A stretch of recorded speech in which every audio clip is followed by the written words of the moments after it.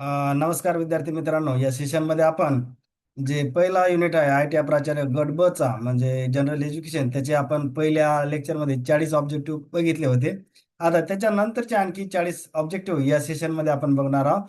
तर जे विद्यार्थी आय टी प्रिन्सिपल गट ब ची तयारी करत असतील तर त्या विद्यार्थ्यांना एक असं रिक्वेस्ट आहे की नुसते ऑब्जेक्टिव्ह पाहून हे होत नाही. म्हणजे नुसते ऑब्जेक्टिव्ह आपण बघितले लेक्चर तर ते प्रिपेरेशन नाही. तर त्याच्या अगोदर आपल्याला काय करायचं, त्याचं जे काही बेसिक नॉलेज आहे किंवा थेरॉटिकल नॉलेज आहे ते घ्यायचं आणि त्याच्यानंतर ते ऑब्जेक्टिव्ह बघायचे. नुसते असं ऑब्जेक्टिव्ह सोडून असं फारसं म्हणजे ऑब्जेक्टिव्हचा फायदा कधी होते, ज्यावेळेस तुम्ही आता समजा जनरल एज्युकेशन हे टॉपिक प्रिपेअर केला, त्याच्यामधलं सगळं केलं तुम्ही, मग काय म्हणजे शिक्षणाची सुरुवात ते युनिव्हर्सलायझेशन ऑफ एज्युकेशन किंवा त्याचं LPG त्याच्यावर इम्पॅक्ट हे सगळा अभ्यास केल्यानंतर मग ते किंवा NEP पॉलिसी असतील तर मग ते मजा येते. अदरवाईज नुसतं डायरेक्ट ऑब्जेक्टिव्ह घेतलं तर ते थोडं समजायला कठीण जाते. तर सगळ्या विद्यार्थ्यांना रिक्वेस्ट आहे की पहिले तो टॉपिक व्यवस्थित प्रिपेअर करायचा आणि त्याच्यानंतर मग ऑब्जेक्टिव्ह सॉल्व्ह करायचे. अगोदर ऑब्जेक्टिव्ह सॉल्व्ह नुसते ऑब्जेक्टिव्ह सॉल्व्ह केल्यानं फारसा फायदा होत नाही. तर कुठलाही वेळ वाया न घालवता आपण लगेच सुरुवात करू. Question number 41. आता बघा त्याच्यात काय सांगितलं, MPhil programme will be discontinued as per. जो काही MPhil प्रोग्राम आहे मास्टर ऑफ फिलॉसॉफी, तो कोणत्या पॉलिसीनुसार किंवा कोणत्या प्रोग्रामनुसार डिस्कंटिन्यू झालेला आहे. तर त्याच्यामध्ये आपल्याला बघा की नॅशनल एज्युकेशन पॉलिसी 2020 नुसार हा प्रोग्राम डिस्कंटिन्यू झालेला आहे. त्याच्यामुळे हे उत्तर येण्याचं कुठलंही कारण नाही. म्हणजे बरं, आता याच्यामध्ये NEP 2010 आहे तर कन्सेप्ट नाही, त्याच्यामुळे ते तर उत्तर असणारच नाही. परंतु जो काही MPhil प्रोग्राम आहे आतापर्यंत सुरू होता, परंतु 2020 ची जे नॅशनल एज्युकेशन पॉलिसी आहे त्याच्यानुसार हा प्रोग्राम डिस्कंटिन्यू करण्यात आलेला आहे. नंतर question number 42. Hunter commission 1882 focus only on. Hunter commission जे 1882 ला आलं ते फोकस कशावर करते? युनिव्हर्सिटी एज्युकेशनवर करते का? तर नाही, त्याचा काही संबंध नाही. नुसतं प्रायमरी एज्युकेशनवर करते का? त्याचाही संबंध नाही. प्री प्रायमरीचा तर दूर दूर संबंध नाही. तर मग काय करणार, हंटर कमिशन कशावर मेनली फोकस कशावर केलेलं होतं त्यांनी? प्रायमरी आणि सेकंडरी एज्युकेशन याच्यावरच हंटर कमिशनचा फोकस होता. युनिव्हर्सिटी किंवा प्री प्रायमरी एज्युकेशन याच्यामध्ये कुठलाही रोल नव्हता हंटर कमिशनचा. तर त्याच्यामुळे ऑप्शन नंबर 4 हे याचं उत्तर आहे. म्हणजेच काय, प्रायमरी अँड सेकंडरी एज्युकेशनसाठी सेकंडरी प्रायमरी आणि सेकंडरी एज्युकेशनची भारतातील स्थिती, सध्याची स्थिती काय आहे याचा अभ्यास करण्यासाठी 1882 साली हंटर कमिशन भारतात आलं होतं. नंतर question number 43. Abbott Wood commission in 1936 recommended technical education system. जे 1936चा अबाटवूड कमिशन आहे, ज्याच्या शिफारशीने भारतात पॉलिटेक्निक सुरू झाले होते, तर त्या कमिशननं टेक्निकल एज्युकेशन सिस्टीम ची काय शिफारस केली होती? पहिलं ऑप्शन आहे 1 टायर, नाही. दुसरा आहे 2 टायर सिस्टीम, नाही. तिसरं आहे थ्री टायर सिस्टीम, हे करेक्ट आन्सर आहे. आणि चौथं दिलेलं आहे 4 टायर सिस्टीम. आता 3 टायर सिस्टीम म्हणजे काय, पहिल्या टायरमध्ये, टियरमध्ये किंवा टायर म्हणा त्याला, पहिल्या टियरमध्ये किंवा टायरमध्ये ITI, दुसऱ्या टियरमध्ये किंवा टायरमध्ये पॉलिटेक्निक आणि तिसऱ्या टियरमध्ये इंजिनिअरिंग, असं 3 टायर सिस्टीम अवॉर्ड कमिशन 1936 यांनी सुचवलेली आहे. नंतर क्वेश्चन नंबर 44 मध्ये काय सांगितलं बघा, थोडस मी क्लिअर करतो म्हणजे आपल्याला व्यवस्थित दिसेल. As per the Radhakrishnan commission 1948, the working days in the college should be days excluding examination day. म्हणजे परीक्षेचे दिवस सोडून वर्किंग डेज किती असलं पाहिजे, म्हणजे प्युअर टीचिंग किती दिवस असली पाहिजे. तर किती दिवसाची शिफारस केली होती? 160 हे चूक आहे, 170 हे सुद्धा चूक आहे, 150 हे सुद्धा चूक आहे. तर करेक्ट उत्तर आहे की 6 महिने म्हणजे 180 दिवस हे टीचिंग असलं पाहिजे. म्हणजे परीक्षेचे दिवस सोडून प्युअर टीचिंग वर्षातली 6 महिने असली पाहिजे, असं राधाकृष्णन कमिशन 1948 यांनी रेकमेंड केलेलं होतं. नंतर क्वेश्चन नंबर 45 बघू आपण. साक्षर भारत मिशन और साक्षर भारत प्रोग्राम लॉन्च इन. साक्षर भारत मिशन, साक्षर भारत प्रोग्राम हे कधी सुरू करण्यात आलेला आहे? तर ते 2008 ला नाही. नंतर त्याचं करेक्ट उत्तर आहे 2009. 2010 सुद्धा नाही, 2011 नाही. म्हणजे साक्षर भारत अभियान किंवा साक्षर भारत मिशन हा प्रोग्राम 2009 ला सुरू झालेला होता. हे असे साधे साधे क्वेश्चन पण दिसतात आपल्याला. जर आपण ऑयट्या प्राचार्य गट अ चा जो काही पेपर बदलला तर साधे सिंपल याच लाईनचे क्वेश्चन आलेले आहेत. त्याच्यामुळे मी जास्त मल्टिपल लाईन स्टेटमेंटचे क्वेश्चन घेतले नाही. कारण की काय होईल की आपल्यासाठी रेफरन्स जो काही पेपर आहे कोणता आहे, आता जो काही आयट्या प्राचार्य गट अ, तो पेपर आपण रेफरन्स ठेवून तशी क्वेश्चन सिरीज बनवलेली आहे. नाहीतर उगाच 3-3, 4-4 लाईनचे पेपर आपण प्रश्नाचं प्रिपरेशन करणार आणि तिथं सिंगल लाईन येणार तर ते सुद्धा नुकसानकारक ठरते. म्हणून जे काही आपल्यासाठी स्टँडर्ड रेफरन्स आता सध्या समोर आहे तो म्हणजे ITI प्राचार्य गट अ चा जो काही पेपर झाला फेब्रुवारी महिन्यात त्याचा रेफरन्स घेऊन एक क्वेश्चन बनवलेले आहेत. नंतर क्वेश्चन नंबर 46 बघू आता काय. The main objective of the साक्षर Bharat mission was to increase the literacy rate among the adult age.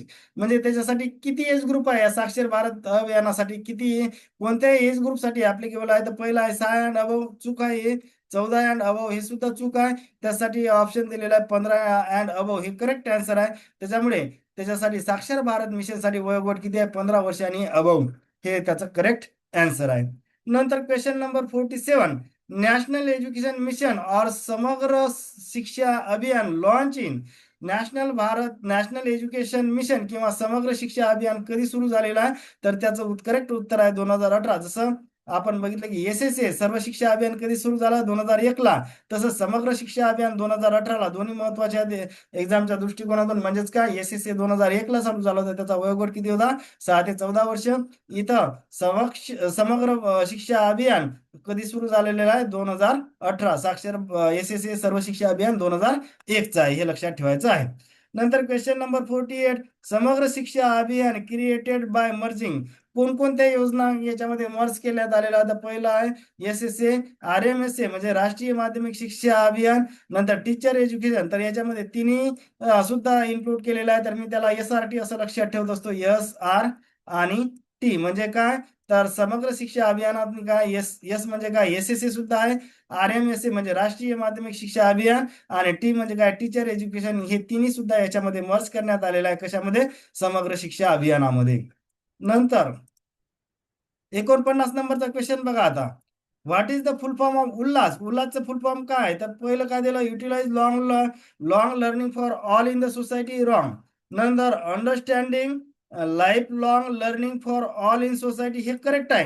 खालचे ऑप्शन बघा. अंडरस्टँडिंग लॉंग टर्म नाही, लाईफ लॉंग आहे ते. नंतर understanding life long learning for all in sociology नाही, ते सोसायटी आहे. त्याच्यामुळे ऑप्शन नंबर 2 याचा करेक्ट आहे. Understanding life long learning for all in the society हे उल्हासचं फुल फॉर्म आहे. नंतर क्वेश्चन नंबर 50 उल्हास त्यालाच आपण नवभारत साक्षरता कार्यक्रम म्हणतो. इम्प्लिमेंटेड फ्रॉम कधी इम्प्लिमेंट होणार आहे? तर तो 2022 ते 2027 या कालावधीत उल्हास हा कार्यक्रम सुरू म्हणजे इम्प्लिमेंट होणार आहे. नंतर question number 51 Ullas target adult who can't go to school. त्याचा एज ग्रुप किती आहे? इथं सुद्धा 15 अँड अबव. जसं आपण इथं बघितलं ना होता ना साक्षर भारत अभियान किंवा साक्षर भारत मिशन मध्ये सुद्धा 15 अँड अबव आहे. तसंच उल्हास योजनेमध्ये सुद्धा 15 आणि अबव एज ग्रुप याच्यामध्ये समाविष्ट आहे. नंतरचा क्वेश्चन नंबर 52 बघा आता 52 मध्ये काय सांगितलं. विच इज द किंवा विच आर द पिलर्स. इथं इज लिहिलं मी किंवा विच आर द असं स्लॅश करा. Which are the pillars of NEP 2020 national education policy 2020 चे कोणकोणते पिलर्स आहेत आपल्याला याच्यात विचार. आता बघा याच्यावर असं एक तर नाव येऊ शकते किंवा टोटल किती पिलर्स आहेत? तर टोटल 5 पिलर्स आहेत. तर पहिला कोणता आहे? ऍक्सेस आहे. दुसरा आहे अफोर्डेबिलिटी, इक्विटी, क्वालिटी आणि अकाउंटेबिलिटी. हे 5 सुद्धा आहेत. नुसता असा न्यूमेरिकल किंवा फॅक्च्युअल डेटा आला की NEP 2020 मध्ये किती पिलर्स आहेत? पहिलं ऑप्शन दिलेलं असं 2 आहेत, 3 आहे, 4 आहे, 5 आहे. तर करेक्ट आन्सर असणार त्याचं 5 पिलर आहेत. आणि 5 पिलरचं जसं जर नाव जरी असा जरी प्रश्न आला तरी आपल्याला टॅकल झाला पाहिजे. नंतर question number 53 in NEP 2020 vocational education start from 6th standard that is middle stage for the age group. किती एज ग्रुप साठी चालू केलेलं आहे? व्होकेशनल एज्युकेशन 6व्या वर्गापासून सुरू करण्यात याच्यामध्ये शिफारस केलेली आहे. फार महत्वाचा क्वेश्चन आहे हा. तर त्याच्यासाठी एज ग्रुप किती आहे? 11 ते 14 वर्ष. नंतर question number 54 what is the full form of ABC in NEP 2020. ABCचं फुल फॉर्म काय? तर पहिलं दिलेलं आहे की ऑटोमॅटिक बँक क्रेडिट चूक आहे. नंतर ऑल बँक क्रेडिट हे सुद्धा चूक आहे. नंतर अकॅडमिक बोनस क्रेडिट हे सुद्धा चूक आहे. नंतर त्याचा करेक्ट फुल फॉर्म असा आहे की अकॅडमिक बँक क्रेडिट हे ABCचं फुल फॉर्म आहे. नंतर थोडस मी क्लिअर करतो म्हणजे दिसतील आपल्याला. Question number 55 as per the NEP 2020 student teacher ratio. हे स्टुडंट टीचर रेशिओ किती असला पाहिजे? तर पहिला आहे 20:1 चूक, 25:1 हे सुद्धा नाही, 18:1 नाही, तर 30:1 हा म्हणजे स्टुडंट टीचर रेशिओ म्हणजे याचाच अर्थ का की 30 स्टुडंट माग एक टीचर असला पाहिजे असं त्याच्यामध्ये सांगण्यात आलेलं आहे. म्हणजे स्टुडंट टीचर रेशिओ किती आहे? 30:1. नंतर आता बघा, नंतरचा एक क्वेश्चन सांगितलेला आहे. Question number 56. As per the NEP 2020, 100% GR म्हणजेच काय, gross enrolment ratio pre school to secondary level by and 50% GER इन हायर एज्युकेशन बाय, हे कुठपर्यंत अचीव करायचा? तर याचं उत्तर आहे जे काही 100% GR इन pre school to secondary level हे किती? 2030 पर्यंत. आणि 50% GR इन हायर एज्युकेशन ही किती? 2035 पर्यंत. त्याच्यामुळे त्याचं परफेक्ट उत्तर आहे 2030 आणि 2035 हे. आता बघा, इथं असं कन्फ्युज व्हायचं कारण नाही. म्हणजे काय, 100% GR म्हणजे प्री स्कूलला ग्रॉस एनरोलमेंट रेशिओ 100% शक्य आहे. परंतु हायर एज्युकेशनसाठी सगळेच्या सगळेच विद्यार्थी जातात का? नाही. तर त्याच्यामुळे 50% GR इन हायर एज्युकेशन ते कितीपर्यंत अचीव करायचं आहे? 2035 पर्यंत. आणि 100% GR pre school to secondary level कधीपर्यंत अचीव करायचा आहे? 2030 पर्यंत अचीव करायचा आहे. नंतरचा question, question number 57.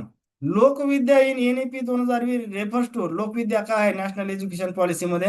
Digital education आहे का? तर नाही. ऑनलाईन एज्युकेशन आहे का? ते सुद्धा नाही. नंतर हायर एज्युकेशन किंवा हाय एज्युकेशन आहे का? इथं हायर पाहिजे. हायर एज्युकेशन आहे का? ते सुद्धा नाही. म्हणजेच काय, ते ट्रॅडिशनल अँड इंडिजिनियस नॉलेज, त्यासाठी लोकविद्या आहे.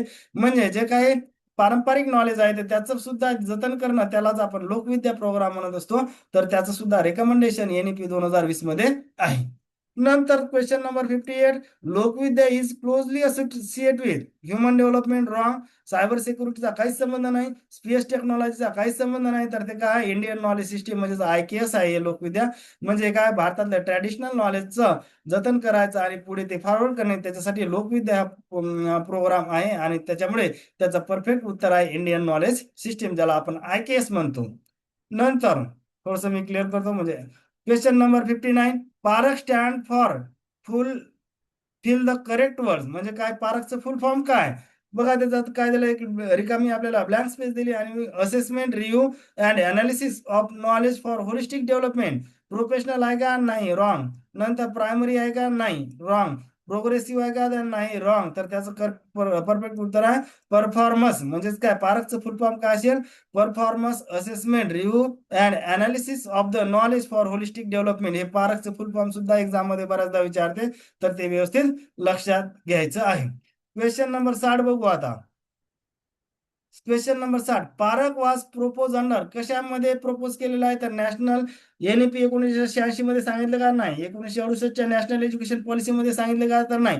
RTE ऍक्टचा आणि याचा काही संबंध आहे का? नाही. म्हणून त्याचं परफेक्ट उत्तर आहे नॅशनल एज्युकेशन पॉलिसी 2020. म्हणजेच का, NEP 2020 याचं एक करेक्ट आन्सर आहे. Question number 61. The primary objective of the park is. काय आहे त्याचा, पारकचा एक प्रमुख उद्देश काय? कंडक्टिंग युनिव्हर्सिटी एक्झामिनेशन, काही संबंध नाही. रिक्रूट टीचर, दूरदूर संबंध नाही. अप्रूव्ह द कॉलेज, दूरदूर संबंध नाही. त्याच्यामुळे त्याचं परफेक्ट उत्तर काय आहे? Standardise school assessment and evaluation practice. त्याच्यामुळे ऑप्शन नंबर 2 हे याचं करेक्ट उत्तर आहे. नंतर क्वेश्चन नंबर 62. बघा आता काय सांगितलं क्वेश्चन नंबर 62 मध्ये. Parakh has been establish by. Parakh कोण इस्टॅब्लिश केलेला आहे? UGC न केलेला आहे का? नाही. AICT चा काही संबंध नाही. CBSE चा नाही. तर त्याचं NCERT ने हे इस्टॅब्लिश केलेलं आहे. हे महत्वाचा क्वेश्चन आहे, येऊ शकते एक्झाम मध्ये. त्याच्यामुळे थोडं हे सुद्धा NCERT न जे काही पारक आहे हे इस्टॅब्लिश केलेलं आहे. नंतर question number 63. Choose the correct statement. Correct statement आपल्याला शोधायचं आहे यातलं. बालवाटिका इज इंट्रोड्यूस अंडर NEP 2020. बरोबर आहे. त्याच्यामध्ये NEP 2020 मध्ये बालवाटिकाचा कन्सेप्ट आहे. नंतर Balvatika is related to pre primary school. म्हणजे काय, 3 ते 6 वर्षाकरता मुलासाठी हा कन्सेप्ट आहे. हे सुद्धा बरोबर आहे. Balvatika emphasise on the play based learning. Play based learning त्याच्यावरच, कारण की ते प्री प्रायमरी साठी आहे ना, तर त्याच्यामुळे शिकता शिकता शिक्षण म्हणजे खेळता खेळता शिक्षण ही कन्सेप्ट आहे त्याच्यामध्ये. त्याच्यामुळे याचं उत्तर आहे की ABC हे तिन्ही सुद्धा करेक्ट आहे. म्हणून ऑप्शन नंबर 4 याचं उत्तर आहे. नंतरचा प्रश्न बघू आता, थोडस क्लिअर करतो. Question number 64. PM श्री म्हणजेच काय, प्रधानमंत्री school for rising India implemented period कधी इम्प्लिमेंट करायचं आहे, तर PM श्री ही जे काही योजना आहे 2022 ते 2027 या कालावधीमध्ये इम्प्लिमेंट करायची आहे. क्वेश्चन नंबर 65, ब्लँक स्पेस दिलेली आहे. School are propose under the PM Shri which focus on experiential learning, competency based education, skill development and acts as a exemplar school. आता बघा किती स्कूल त्याच्यामध्ये प्रपोज केलेलं आहे, तर 14,500 प्लस, म्हणजे याचा ऑप्शन नंबर 4 हे उत्तर आहे. नंतर क्वेश्चन नंबर 66 मध्ये काय सांगितलं, PM Shri school are intended to showcase the implementation of policy. कोणती पॉलिसी आहे, ARTचा काही संबंध नाही. नंतर NEP 1968चा काही संबंध नाही, NEP 86चा काही संबंध नाही. त्याच्यामुळे उत्तर आहे याचं national education policy 2020, option number 4. Question number 67 बघा आता काय, ECCE correct form in the NEP. Correct full form पाहिजे. आता करेक्ट फॉर्म किंवा करेक्ट फुल फॉर्म काय आहे त्याचं, ECCE एवढं दिलेलं आहे आपल्याला. ही ब्लँक स्पेस भरायची, चाइल्डहुड केअर अँड एज्युकेशन. तर याचं उत्तर एलिमेंटरी नाही, इझी नाही, एज्युकेशनल नाही. तर त्याचं फुल फॉर्म करेक्ट काय, इझी. एज्युकेशनल नाही, याचं करेक्ट फुल फॉर्म काय, अर्ली. म्हणजे त्याचं ECCE फुल फॉर्म काय, early childhood care and education. Question number थोडस मी क्लिअर करतो म्हणजे पुढचे क्वेश्चन. हा, question number 68, choose the correct statement. Correct statement आपल्याला शोधायचा आहे. तर बघा पहिलं वाक्य दिलं की NEP recommended ECCE for the age group of 3 ते 6 इयर्स, बरोबर आहे. नंतर ECCE emphasis on the play based learning, हे सुद्धा जसं बालवाटिकामध्ये जो कन्सेप्ट आहे तेच कन्सेप्ट इथं. त्याच्यामुळे हे दोन्ही स्टेटमेंट ट्रू आहेत, म्हणून ऑप्शन नंबर 3 आपलं उत्तर असणार आहे. क्वेश्चन नंबर 69, अपार स्टँड फॉर. अपार काय, अपारचं फुल फॉर्म काय, बघा आता इथं काय सांगितलं, automatic permanent academic account registry चूक आहे. नंतर ऑटोमेशन तर अजिबात नाही. नंतर अकॅडमिक सुद्धा नाही. त्याच्यामुळे काय, ऑटोमेटेड. हे ऑटोमॅटिक नाही, एक्झाम मध्ये कन्फ्युज होऊन जासाल ऑटोमॅटिक जर लिहिलं तर. बरोबर बघायचं, हे ऑटोमेटेड शब्द आहे. Automated permanent academic account registry हे अपारचं फुल फॉर्म आहे. ऑटोमॅटिक आलं की कट करायचं, आपण फसून जातो ना तर एक्झाम मध्ये स्पीड मध्ये. ऑटोमॅटिक ऑप्शन मध्ये दिसलं की ते पहिलेच कट करायचं. ऑटोमेटेड शब्द आहे तो. नंतर question number 70, choose the correct sentence. Correct sentence शोधायचा इथे सुद्धा. पाहता पहिलं सेंटेन्स काय म्हणते, Apaar provides a 12 digit unique ID to the student. बरोबर आहे, 12 डिजिटचा युनिक आयडी आहे. नंतर Apaar is also known as one nation one student ID, हे सुद्धा बरोबर आहे. एक देश एक स्टुडंट आयडी ही कन्सेप्ट अपारची आहे. नंतर Apaar maintain the academic record of the student, बरोबर आहे, त्याच्यासाठी ते सुरू केलेलं आहे. नंतर Apaar is link with the DigiLocker, ABCID आणि आधार या सगळ्यासोबत लिंक केलेलं आहे.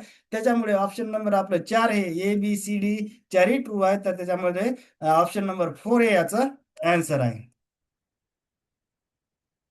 नंतर क्वेश्चन नंबर 71 काय म्हणते की 71 मध्ये विचारलं आपल्याला की choose the correct sentence. Correct sentence शोधायचं आहे आपल्याला. निपुण भारत लॉन्च इन 5 जुलै 2021, बरोबर. 5 जुलै 2021 ला निपुण भारत हे सुरू करण्यात आलं.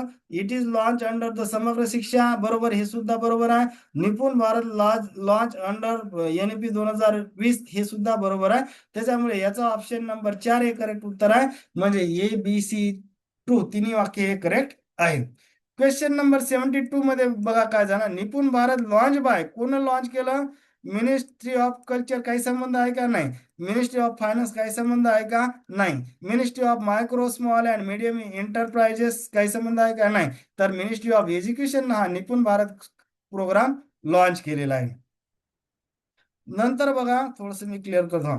73 नंबरचा question, Nipun stand for fill in the blanks. निपुणचा फुल फॉर्म काय, initiative for proficiency in reading with understanding and numeracy. आता इथं ब्लँक स्पेस मधला आपल्याला शब्द नेटिव्ह आहे का, तिथं नाही. नॉर्मल आहे का, नाही. नेशन आहे का, नाही. तिथं काय, नॅशनल आहे. म्हणजेच काय, national initiative for proficiency in reading with understanding and numeracy हे त्याचं निपुणचं करेक्ट फुल फॉर्म आहे. नंतर क्वेश्चन नंबर 74 बघू आता. The primary objective of the Nipun Bharat is to achieve FLN म्हणजे काय, foundational literacy and numeracy by किती कोणत्या वर्गासाठी आहे? क्लास 3 चाइल्ड, हे लक्षात ठेवायचं आहे. त्याचा वर्ग 3 साठी आहे, तर त्याच्यामुळे ऑप्शन नंबर 4 हे त्याचं करेक्ट आन्सर आहे. नंतरचा क्वेश्चन,